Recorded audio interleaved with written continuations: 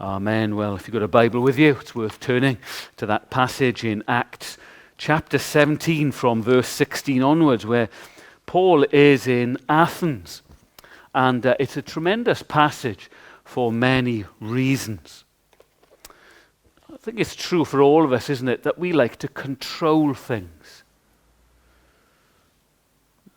Paul reminds us that the most basic truth about you and about me is something that is completely and utterly out of your control and out of my control as well.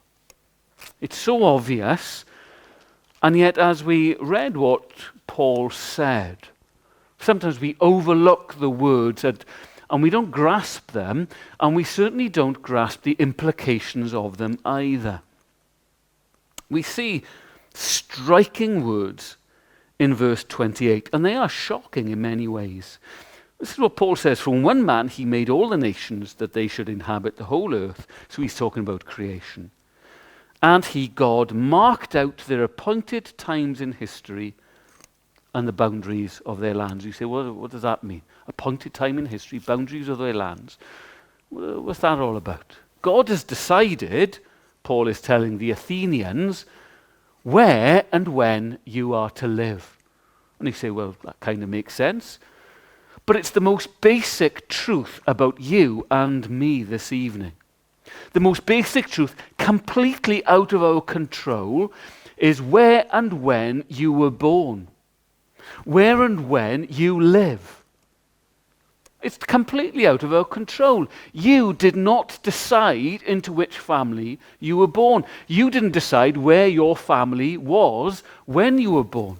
You did not decide that you would be born in the 20th or 21st century in Wales or Great Britain or wherever you were born, and not 17th century France or whatever it was.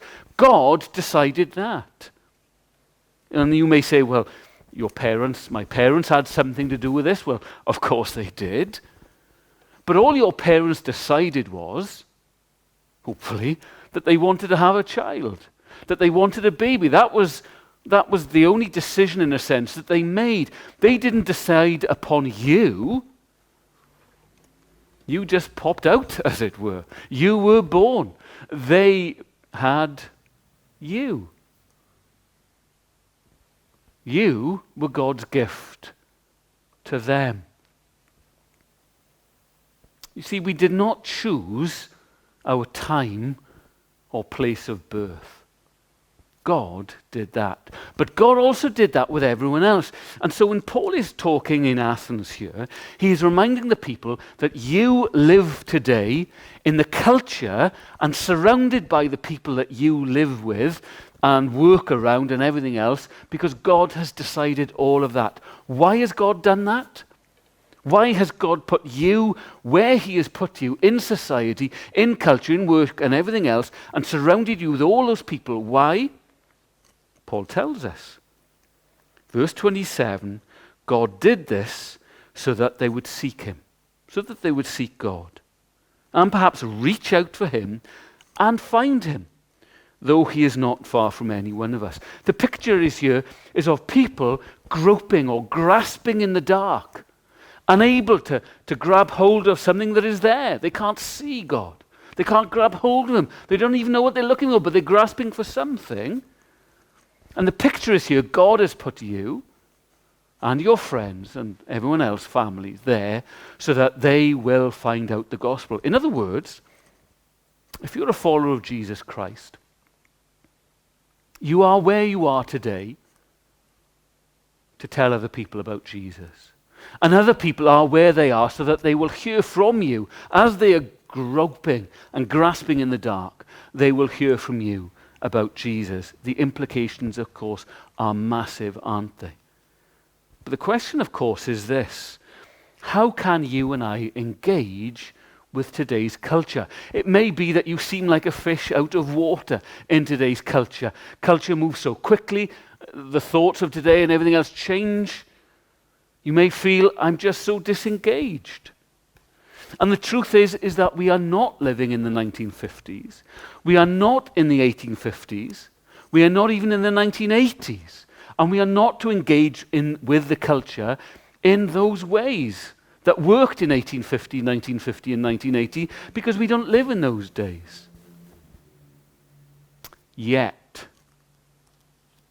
the culture that Paul engages with in Athens, in first century Athens, is very helpful for us this evening because the way that people thought in first century Athens is very, very similar to the way that you and I and the people that we are surrounded with think today in the 21st century Western world and Western culture in which we are living in. So how does Paul engage with the culture? And how are you and I to engage with today's 21st century Western culture? So the first question that we need to answer is, what does Paul do? What does Paul do when he gets to Athens?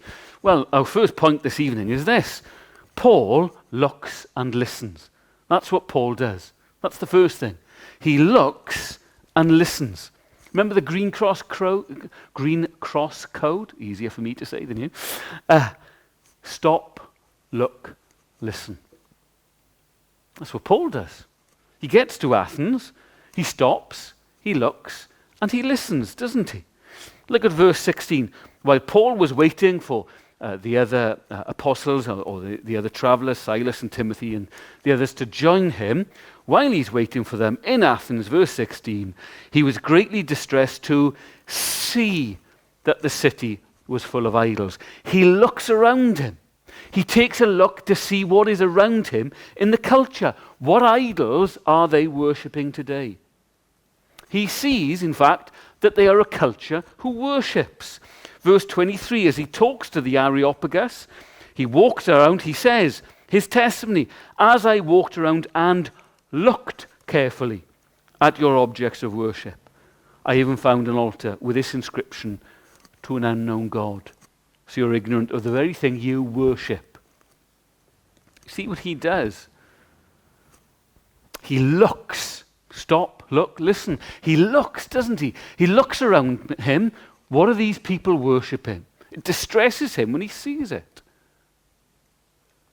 You and I are surrounded by people who will swear blind that they are not religious, but they are worshippers, and they worship. They do.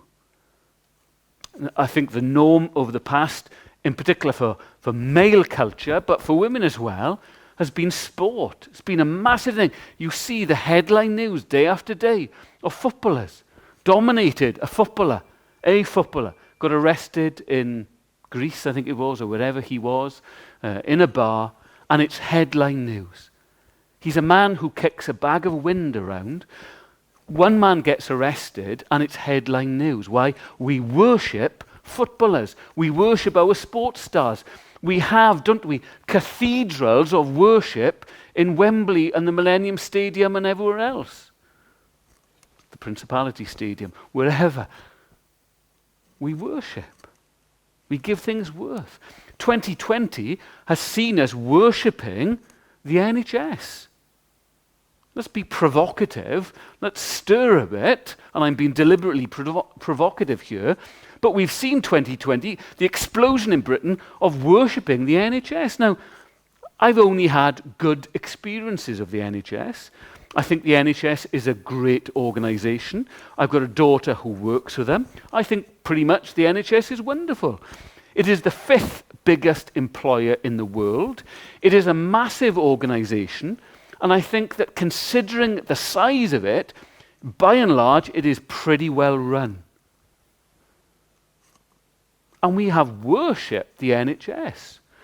For a long time, the NHS politically has been the sacred cow in politics, something you just cannot touch. But the reality is that it's not perfect. Not everyone has good experiences of the NHS. And we seem to think in Britain, as we worship the NHS, that no other country has got a healthcare system like we do. The reality is actually, other countries have a pretty good healthcare system. Lots of them. You go to other countries, and their healthcare system works perfectly well.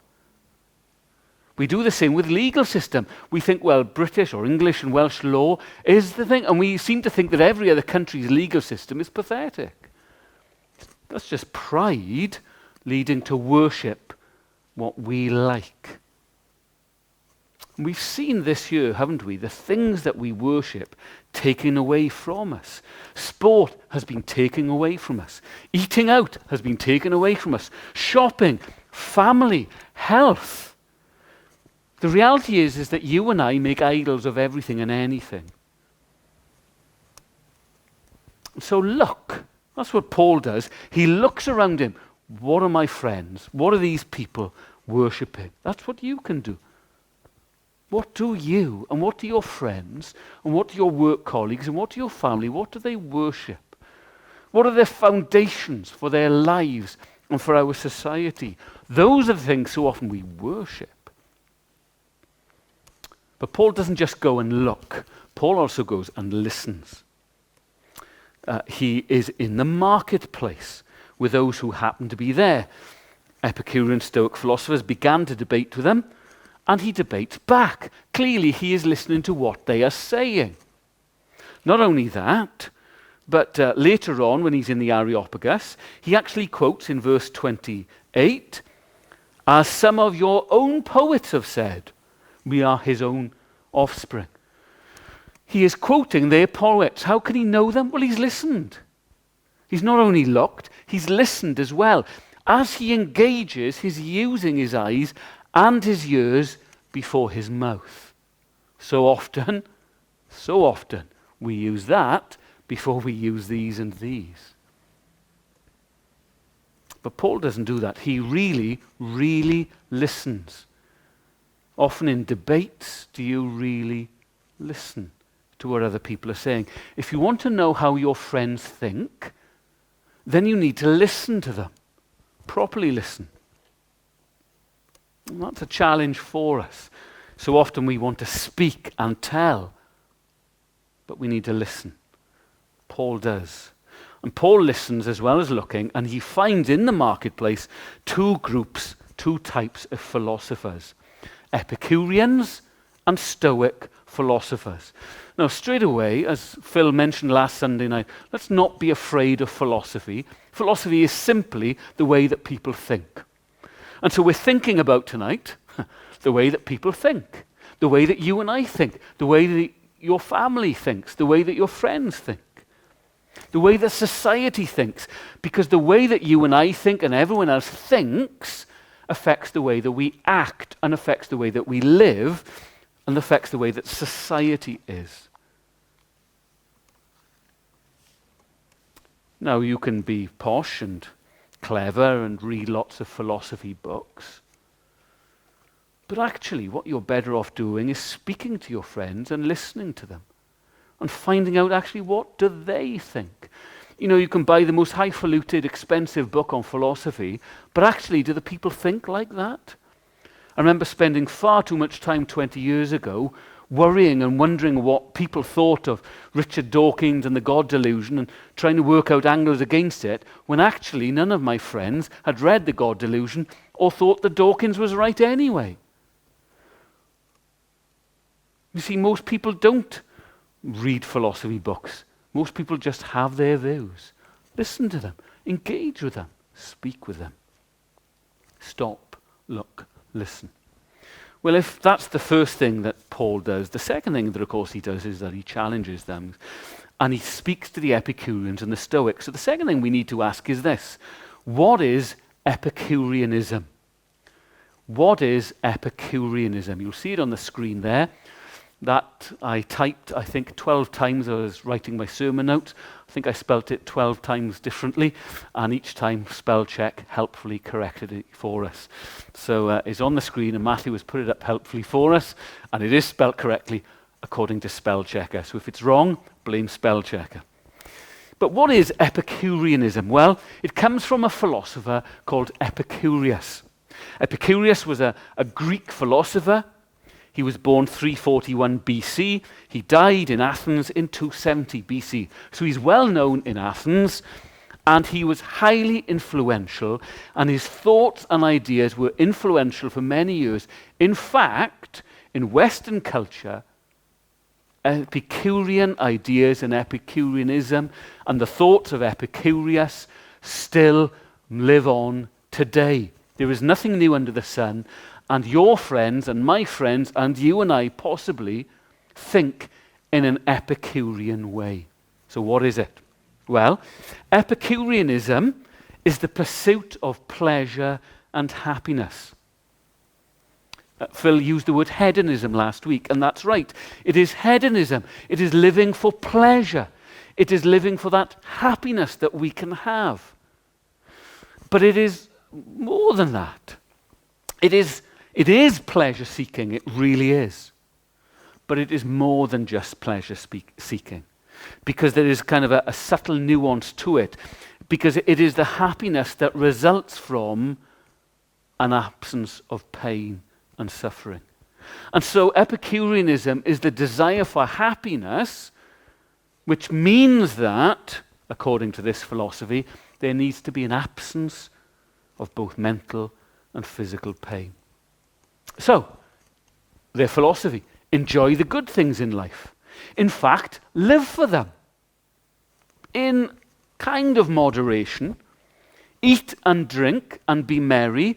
Indulge yourself, but stop before the pain of a hangover or overeating comes. So you indulge just before the pain stops. Now, that is the culture of the day. That is how the Athenians lived, so many of them. That's how they thought. Today we live in a culture now where, again, Epicureanism just about still reigns. Live for yourself. The danger being, of course, we can deal with a hangover pain. And so you can just indulge. A good friend of mine started taking heroin because he wanted to basically come down and deal with the after effects of what he was taking the night before. So it was kind of a vicious circle of just hedonism, but keeping going. So don't worry about the pain and the suffering, because you just keep going on a drug cycle. It's an Epicurean way of living. Pleasure is found in satisfying your desires. Pleasure is good, pain is always bad. And the real focus is on the absence of pain by filling your life with total pleasure. It's why people today are obsessed about their health, about not getting ill. That is part of Epicureanism. We don't want to suffer or have pain in any way. We just want pleasure and happiness. And if you think of it, in our culture today, over the last 40 years, take the P out of pleasure and you're left with leisure. I know the spelling is different, but bear with me. It's where we get the word leisure from. It's from pleasure. We live for our holidays. We live for our meals out. We live for our sport. We live for our families and shopping. We live for things that give us pleasure, which stop us from thinking about pain and suffering.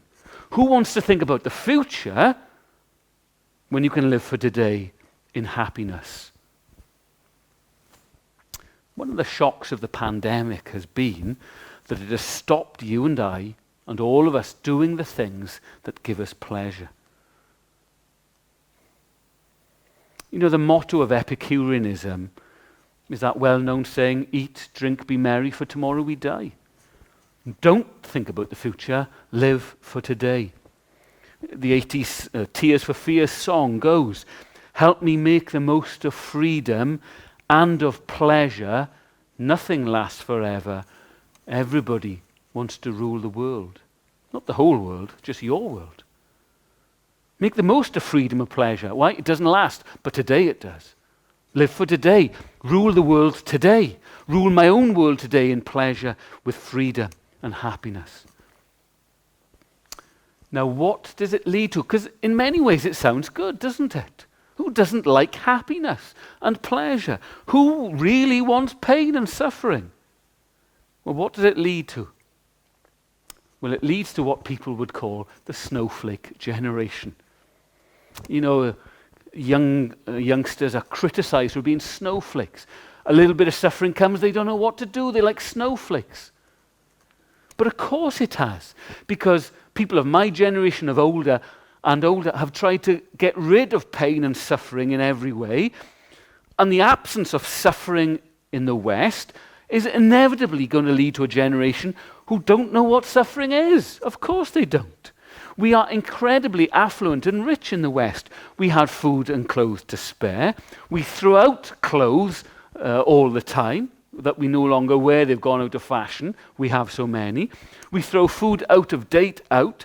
We probably throw more out-of-date food out than some cultures have to eat in the first place. When illness comes, we've got antibiotics and painkillers so that we don't have to experience pain.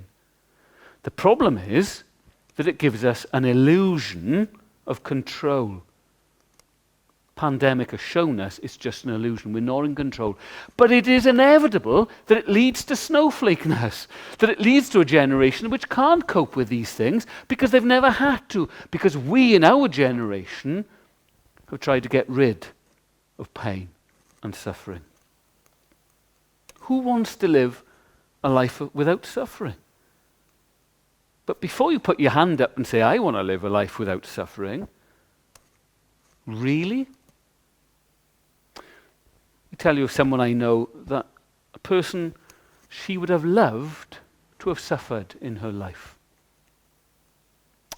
She would have given lots of things to be able to suffer in her life. In fact, her husband would have loved her to have suffered pain as well, because sadly she couldn't have children.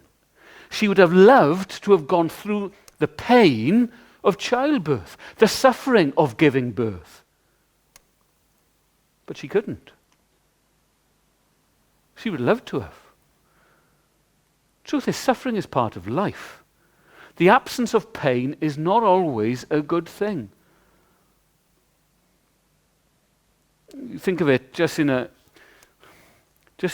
trivial way. You go and watch a film or something. Occasionally, you'll get a film, and it's normally a kind of an arty type film. And you go and watch it, and something happens, and really as you watch the film, you think, actually, nothing is happening. There's nothing happening in this film. And you say, well, that's just boring. What do you want? Well, in a film, you want something to go wrong. You want there to be pain and suffering so that the hero gets up and everything. That's what a good story is like. Good stories always have pain and suffering involved in them somewhere. Because what does it lead to? You see, Epicureanism leads to disillusionment. Why? It's just not realistic. When you're sold the dream of happiness, happiness, happiness, you don't know what to do when suffering comes. Why do we think that suicide rates are so high? People are disillusioned with an Epicurean lifestyle. It's not realistic. There has to be suffering in life. What does it lead to? It leads to society crumbling. It leads to people getting more and more self-centered. Why? Because it's sin. Sin is self-centeredness. Sin is Epicureanism, if you like. Living for yourself, living for pleasures is sin. And history has shown us that Epicurean societies fall time after time. Why? We cannot live for ourselves in that way. Society just crumbles because everyone is too individualistic. That's what Epicurean leads to. I mean, what happens when someone declares war on a country that's Epicurean? Well, that country's in trouble. Who wants an army that is all about happiness and wants to avoid pain and suffering at all costs? You don't want an army like that. And you see, sin here is the problem. Sin leads to pain and suffering. It's the effect of sin. But sin is also selfishness. We are surrounded by a culture which is Epicurean. But is it changing? You see, history also shows us Stoicism. And that's the third thing that I want us to look at this evening. The third thing is this: is Stoicism the answer? Paul debates with Epicurean and Stoic philosophers. They're there at the same time. Think of the film Gladiator. Russell Crowe has got the Roman army. You don't want an Epicurean army, you want a Stoic army. Remember their motto? Strength and honor. If you're at war, you want your army to be stoic. What is Stoicism? And is it the answer? Well, Stoicism doesn't appear to be named after a man like Epicurean was, but it is from a school of philosophy in, again, the 3rd century, particularly in Greece. And Stoicism is really virtue. Virtue is the thing. There's said to be 4 pillars to Stoicism: philosophy, wisdom, justice, courage, discipline. Wisdom, justice, courage, discipline. Rules to live by, virtues to live by, in a disciplined, self-controlled, courageous, just, wise way. Sounds good, doesn't it? And what happens, history shows us, is that Epicureanism is always replaced, or nearly always, by Stoicism. Of course it does. War comes, or a pandemic comes, or famine comes, and Epicureanism can't stand against it. You need rules, and you need self-discipline, courage, justice, and wisdom. You need these things to be able to cope. You see, the Stoic accepts suffering, accepts pain, and gets on with life. The Stoic takes a man-up pill when illness comes and carries on as normal. And history shows us that Stoicism is the prevailing culture that replaces Epicureanism until Epicureanism once again replaces Stoicism. You see this cycle going on in culture down the ages. And again today, in our Epicurean, by and large culture, we have seen the culture starting to change to Stoicism. We've seen it. It is starting to happen. We were, 70 years ago, Stoic. For the last 50 years, we've been Epicurean. We're going back to Stoicism. You may have heard of Jordan Peterson. He's a Canadian psychology professor. He's become famous for standing up to the government in Canada, and he's told to the world. And his famous book, Stoic.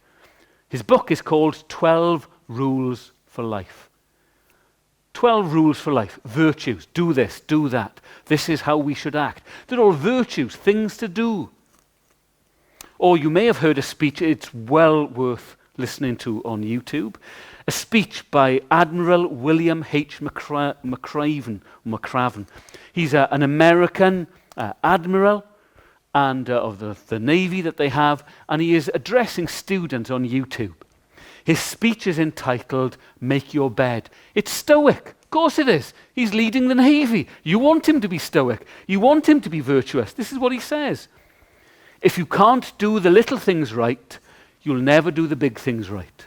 And if by chance you have a miserable day, you'll come home to a bed that is made, that you made. And a made bed gives you encouragement that tomorrow will be better. If you want to change the world, start off by making your bed. That makes the speech sound terrible. And actually, when you analyze it, it's not terrible. It's an incredible speech. It's wonderful to watch. I commend it to you to watch. But it's Stoic. It's Stoic. It's giving you rules for life, virtues to live by. Is Stoicism the answer? Well, the stiff upper lip of Britain was founded upon Stoicism. Depending upon your age this evening, depending upon the effect of World War II upon you and your family, will have a bearing on the way that you think. People in post-war Britain were Stoic. Of course they were. They had suffered the war. They were still suffering the effects of it. There was no hiding place from pain and suffering. You had to make the best of the life that you had in those days.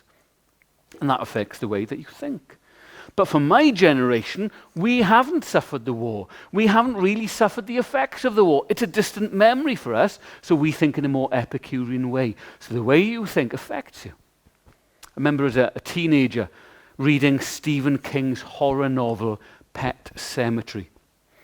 Apart from the fact that it scared me and the life out of me, and I never want to read it again, but there was a memorable quote from the old character, the old man who lived next door in this novel.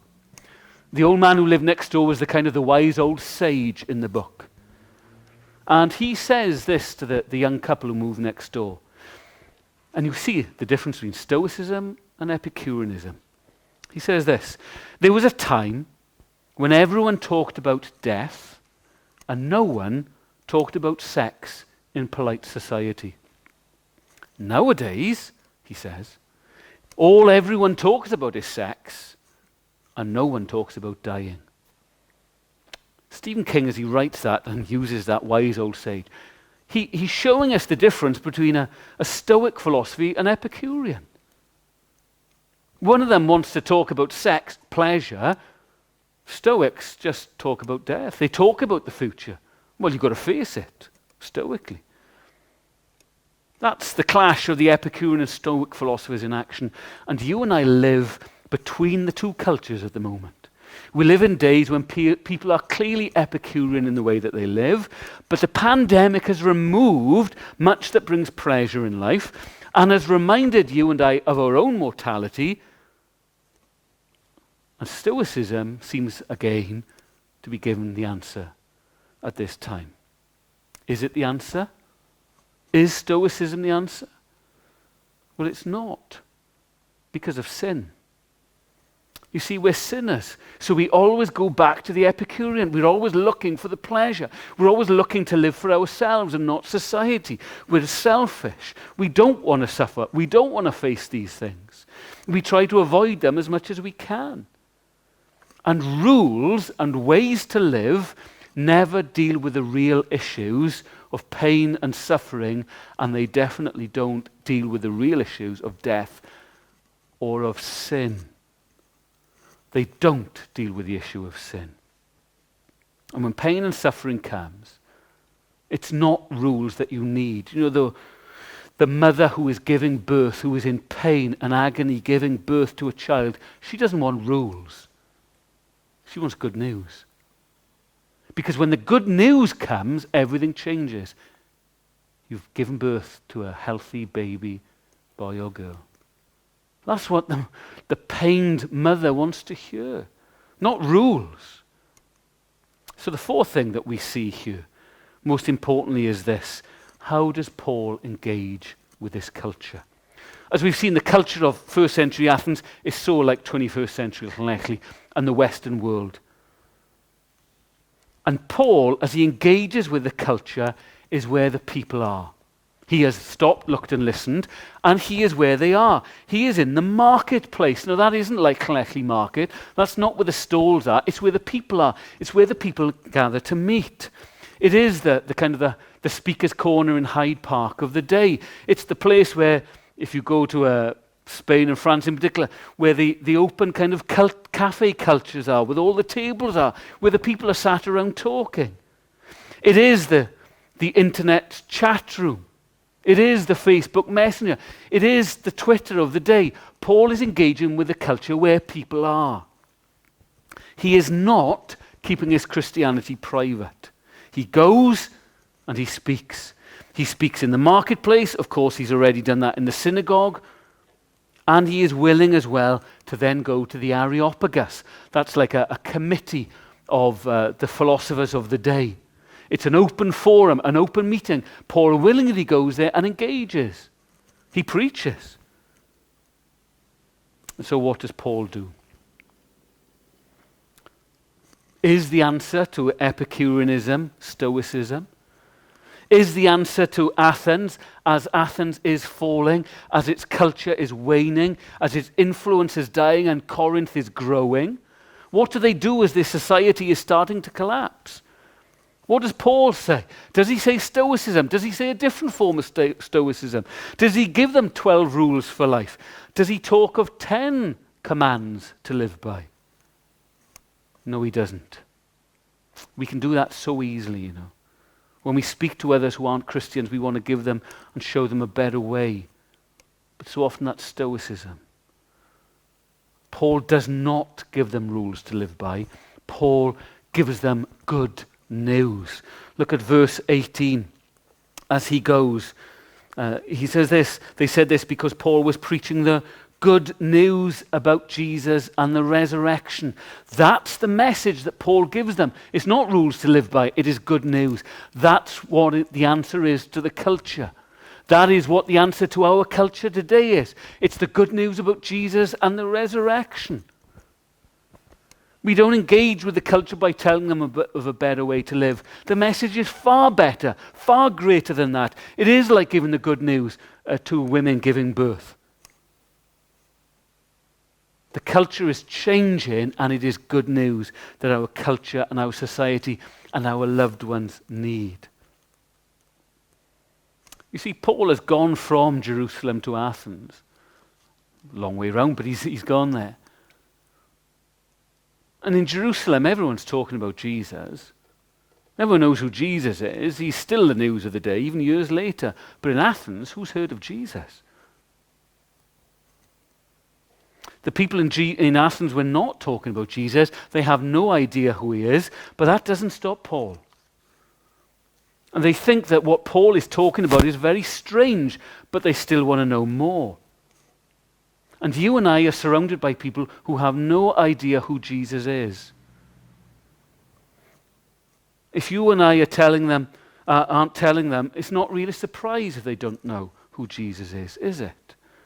If you're complaining today that children at Easter time don't know what Easter is really all about, well, are you surprised if you haven't told them? It's not a shock. Have you done something about it? Have you prayed? Have you spoken? We have kept our faith private for too long. You may be surprised that when you tell people about Jesus, they want to know more. They may invite you to speak to a group. Because Paul is invited to speak to the Areopagus. He goes, and of course people are listening in, not just that philosophy committee, but people are listening in. So what does Paul say? Well, he starts off by telling them that they are worshippers. They don't even know it, but they are. Your friends, as we've already seen, and my friends, are worshippers. They're ignorant, so let's tell them they're worshippers. Why are they worshipping? God has made us to worship. So if we don't worship the living God, we'll worship anything and everything else. What else? Well, Paul reminds them that God made us. Verse 24. God who made the world and everything in it is the Lord. He's not something that's a human construct. He's not something that's been made by human hands. God made us. Paul flips everything. And he reminds them, as we saw right at the beginning, that God controlled where they were born and when they were born. In our lust for control, this is a shock to the system, to be reminded that the basest truth about us is that we have absolutely no control in our lives as well. Who can choose where and when we were born? Who can choose the time of our death? God. 2020 has shown us we're not in control. The foundations of Western society, of keeping away from pain and suffering, has gone. God has destroyed it by allowing the coronavirus. Just as it was in Athens, the culture of the day is on the wane, and it is with us as well. So how do we respond? Well, like Paul. Paul speaks of creation, of Adam's day. He also speaks, of course, of their day. This is the day in which you live. But he also speaks of a future day as well. Judgment Day. There's a day coming, Paul says, verse 31, when he will judge the world by justice with a man he has appointed. Well, what's your proof, Paul? He has given proof of this, verse 31, to everyone by raising Jesus from the dead. That's the proof. There's a man who lived, who died, but who came back to life. He has changed my life. He's changed countless lives. He has done it, says Paul. I've seen him, says Paul. I'm an eyewitness of this resurrection. He spoke to me. And you need to repent because that judgment day is coming. You You see, that's the message. Paul is reminding them that they are worshippers who don't know who they're worshipping. He's reminding them that there is a God who made them and made them in this time and space of the world. And he's reminding them that they have got to face that God who made them, the God that they have rejected. Are you ready to face God? Are your friends and family ready to face God? There is hope. There is great hope. It's not found in Stoicism. It's not found in Epicureanism. It's not be stoical, just get on with life in a miserable, joyless way. There is great hope for the follower of Jesus Christ. That is Paul's message. Because there is forgiveness possible. Repentance in Jesus Christ brings an eternity with him. And so the Epicurean in our society may say, eat, drink, for tomorrow we die. But that's not the message that Paul gives. For the Christian, it is tomorrow we die. Tomorrow is judgment. But then we will really eat and really drink and really be merry and really have true, eternal, lasting happiness with no need to stoically suffer any pain at all. There is a greater future that Paul is pointing us forward to, and the good news of that is found in a resurrected Saviour, Jesus Christ. There is a hope that you and I can live for and point other people towards as well. And so we are not eat, drink, be merry, for tomorrow we die. We are tomorrow we die, and then we will really, really enjoy God. We will enjoy the greatest thing, the living God. And so, how do we engage with our culture? We do what Paul did. We stop, we look, we listen, we really listen. We see what people are worshipping. We see what they are living for. And we see that the good news is what we give them.